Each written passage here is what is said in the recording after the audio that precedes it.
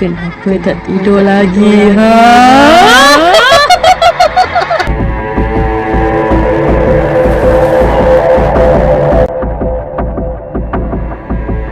अंधेरी रात थी, चांद बादलों के पीछे छिपा था और जंगल के बीचों बीच खड़ी वो पुरानी हवेली सन्नाटे में डूबी हुई थी।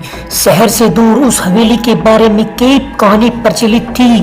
कहते हैं कि वहां जो भी गया वो कभी वापस लौट कर नहीं आया। अमित जो एक युवा जिज्ञासु था, इन कहानियों पर यकीन नहीं करता था। वह सच्चाई का पता लगाने के लिए उस हवेली तक पहुंचा।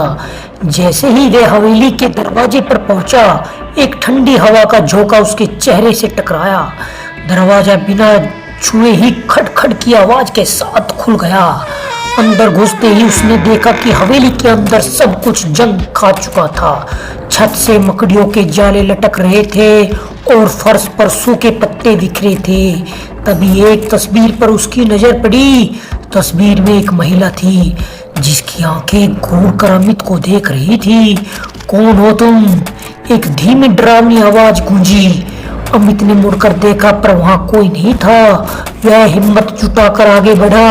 हर कदम के साथ उसे एक ऐसा महसूस हो रहा था जैसे कोई उसके पीछे कर रहा हो। अचानक उसे एक कमरे से रोशनी आती दिखाई दी।